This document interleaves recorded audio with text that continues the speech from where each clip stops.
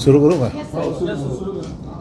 28 October 2021 पासून राज्य परिवहन महामंडळाच्या कर्मचाऱ्यांनी जो संप सुरू केला होता, या संपाच्या बाबतीमध्ये उच्च न्यायालयात वेळोवेळी ज्या सुनावण्या झाल्या होत्या आणि या सुनावणीच्या अंतर्गत उच्च न्यायालयाने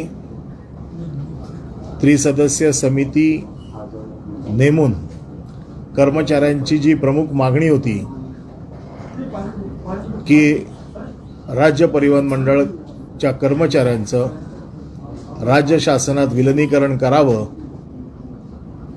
यासाठी एक समिती नेमली होती आणि या समितीला 12 आठवड्याचा कालावधी दिला होता. या 12 आठवड्याच्या कालावधीमध्ये समितीने आपला अहवाल द्यायचा होता. त्रिसदस्यीय समितीने आपला अहवाल कॅबिनेटच्या राज्य शासनाच्या मंजुरीनंतर कोर्टात सादर केला आणि कर्मचाऱ्यांची विलिनीकरणाची मागणी अमान्य केली. गेले 2 दिवस माननीय उच्च न्यायालयामध्ये जी सुनावणी चालू होती, त्यामध्ये ह्या विलिनीकरणाच्या अहवालाच्या बाबतीमध्ये उच्च न्यायालयाने जी समिती नेमली होती त्या समितीचा अहवाल सादर केला गेला आणि कोर्टामध्ये आमचं जे पिटिशन होतं ते पिटिशन मागे घेण्याची आम्ही इच्छा व्यक्त केली.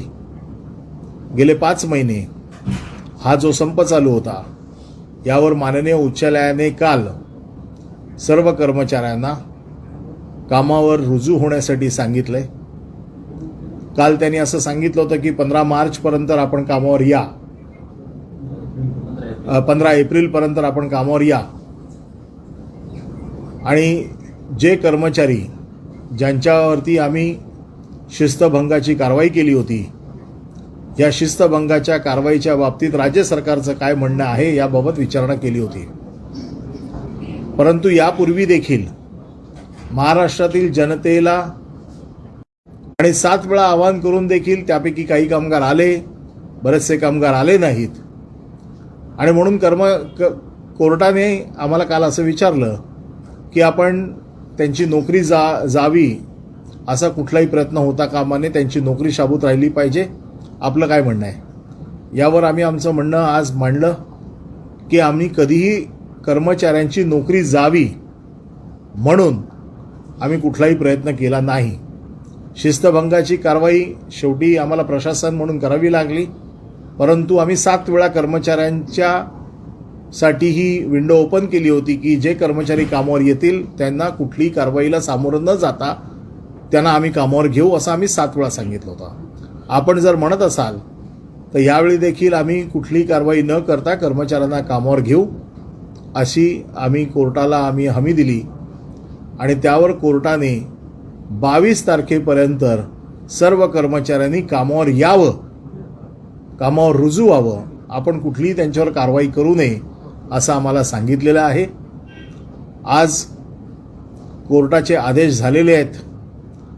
यामध्ये कोर्टाने ग्रॅच्युटी, त्यांचे कुठले बाकी फंड या बाबतीमध्ये सुतोवाच केला होता, परंतु अशा प्रकारची त्यांची जी देणी आहेत, ग्रॅच्युटीची असतील, त्यांची दुसरी कुठली देणी असतील, ही देणी आम्ही वेळोवेळी देतच आहोत.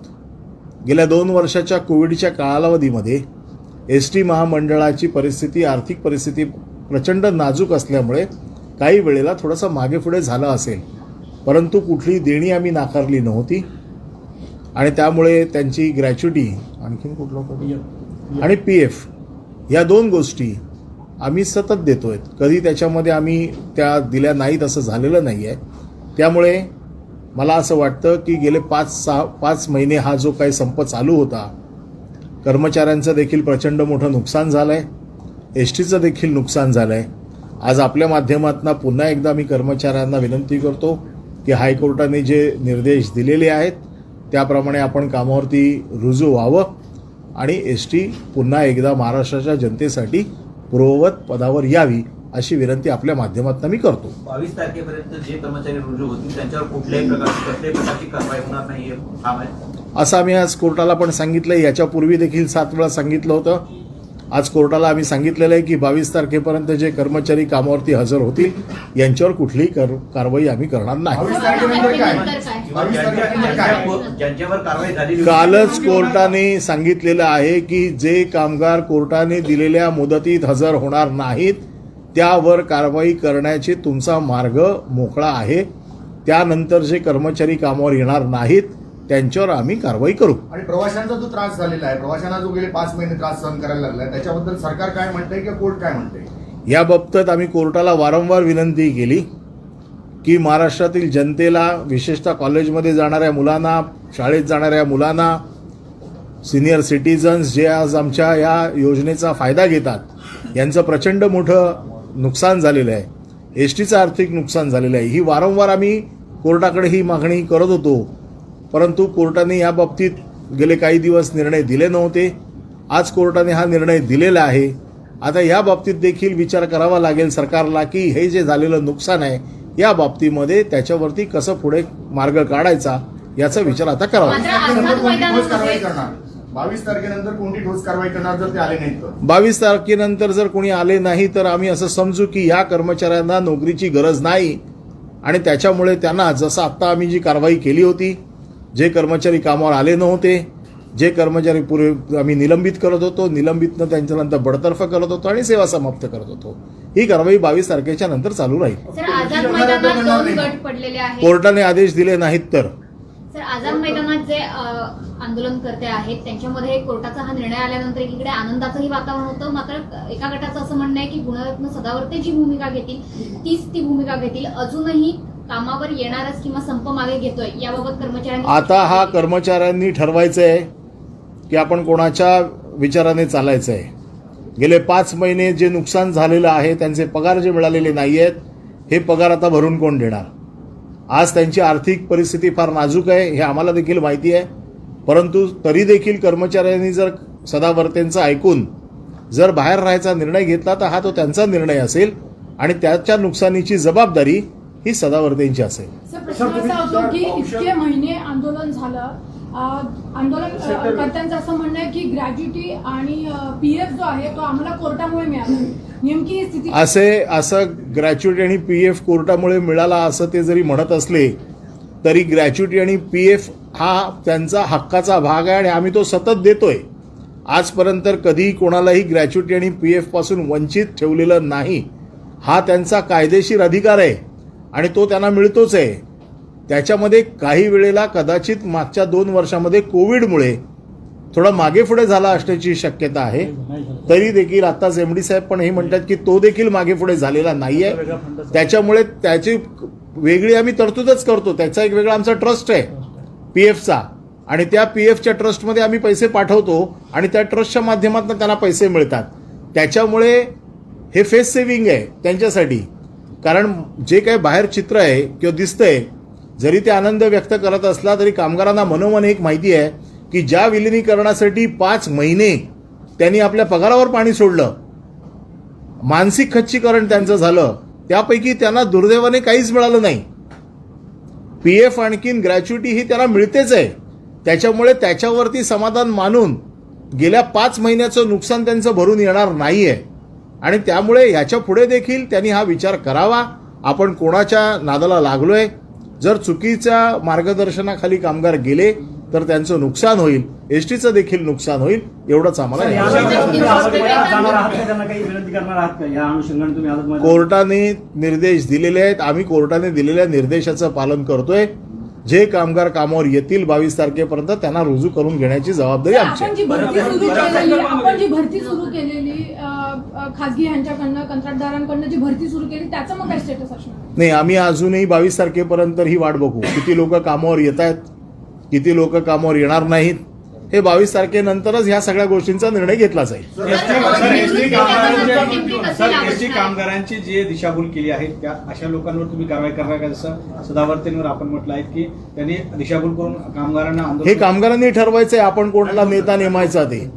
आज कामगारांनी जर चुकीचा नेता निवडला आणि त्याचं नुकसान जर चुकीच्या पद्धतीने झालं तर त्याची जबाबदारी कामगारांवर आहे. राज्य सरकार काही कारवाई नाही करणार? राज्य सरकार कारवाई अशा कुठल्या प्रकारची कारवाई करणार, कारण शेवटी कामगारांनी त्यांचं नेतृत्व मान्य केलेलं आहे. फ्रंट लुक सर, हायकोर्टाने पेन्शन द्यायचं सांगितलेलं आहे. अंश 1600 रुपये त्यांना मिळत होते, पण ते सरकार देत होतं असं कामगारांचा आरोप हे आहे. चुकीचं आहे. आता पेन्शन मिळणार आहे का? आम्ही त्यांचे जे काही अधिकाराचे जे पैसे आहेत ते सगळे पैसे वेळेवर देतोय आणि त्याच्यामुळे हायकोर्टाच्या निर्देशामुळे आम्ही काहीतरी देतोय असं नाही. आम्ही अगोदरपासूनच ते देतोय.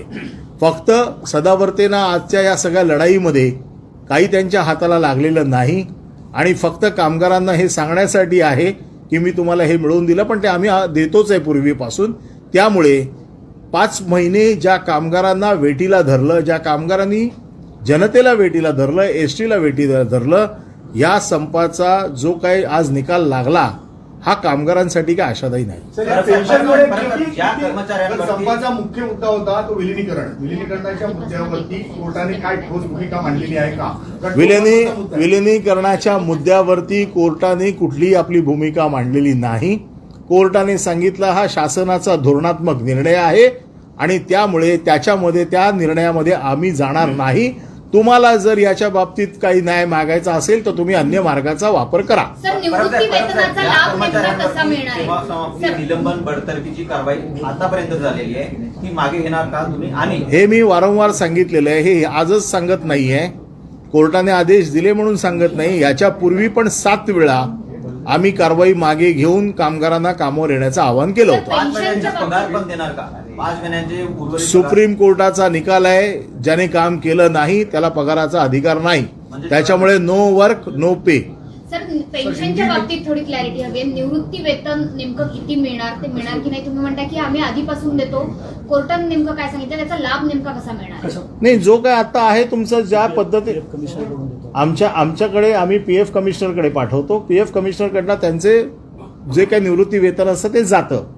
त्यामुळे जी काही सिस्टीम आहे, ज्या पद्धतीने त्याला पूर्वी मिळत होतं त्याच पद्धतीने त्यांना आता मिळणार आहे. त्याच्यात काय अजून काही फरक पडलेला नाहीये. नव्याने कुठल्याही नव्याने कुठली काही अजून काही घोषणा झालेली नाही किंवा कुठलाही निर्णय झालेला नाही. ज्या जुनी पद्धत आहे ती तशीच्या तशी पुढे चालू राहील. या संपामुळे किती तोटा झाला, काय नेमकं करणार आहे, काय नेमकं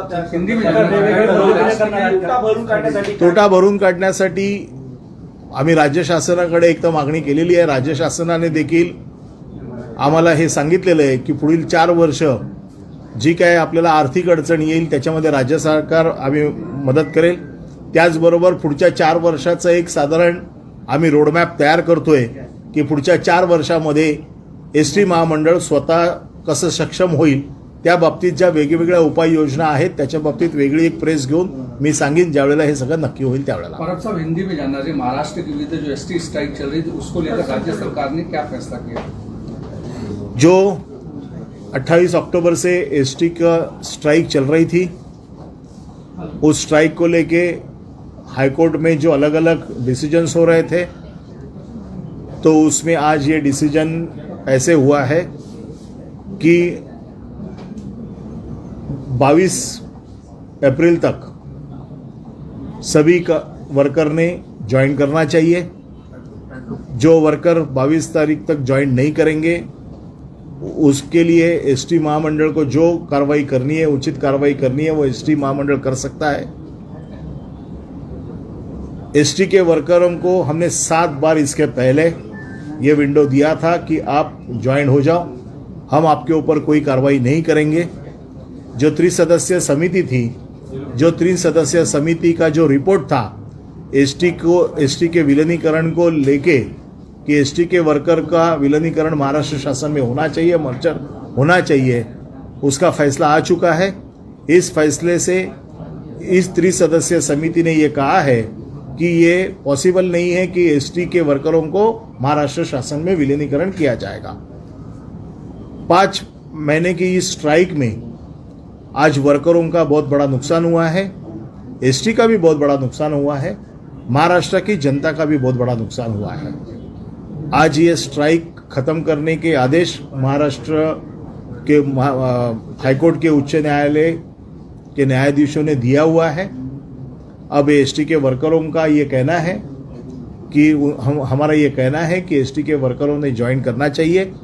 हम 22 तारीख तक जो वर्कर ज्वाइन करेंगे उनके ऊपर कोई कार्रवाई नहीं करेंगे। जिन लोगों पर कार्रवाई ऑलरेडी हो चुकी है उन लोगों के लिए भी क्या रास्ता खुला रहेगा? जिनके ऊपर कार्रवाई हो चुकी है उनके ऊपर की कार्रवाई हम पीछे ले रहे हैं, उनको भी एसटी की जॉब को ज्वाइन करने की परमिशन है।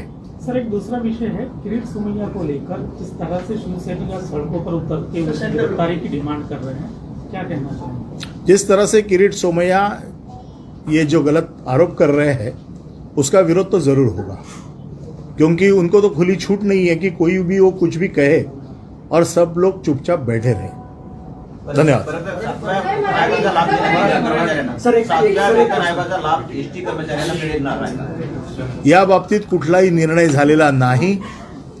कामगारांनी कामावर यावं, एसटी व्यवस्थित चालली तर या बाबतीत कामगारांच्या कुठल्याही मागण्यांचा विचार ही जोपर्यंत एसटी व्यवस्थित रुळावर येत नाही तोपर्यंत करता येणं शक्य किरीट नाही। सोमय्यांबद्दल काय आपण सांगता? INS विक्रांतच्या पैशांबाबत देखील कंप्लेंट दाखल केली आहे, आज ते जरंडेश्वरच्या बाबत देखील केले आणि त्यांचा आरोप आहे पुढचा देखील नंबर जो आहे तो लागणार आहे। किरीट सोमय्यांनी वारंवार खोटे आरोप आतापर्यंत केलेले आहेत। दररोज सकाळी उठायचं आणि खोटे आरोप करायचे आणि बदनामी करायचा हा त्यांचा एकमुखी कार्यक्रम आहे। या कार्यक्रमाला शिवसैनिकांनी विरोध केलेला आहे आणि किरीट सोमय्यांना देखील हे समजलं पाहिजे की आपण कुठलेही खोटे आरोप केले तर त्याचं उत्तर हे विरोधामध्ये मिळेलच। सर, स्पीकर के कारण राज्य में शासन व्यवस्था खराब करने की कोशिश हो रही है। पण बोलले ते सर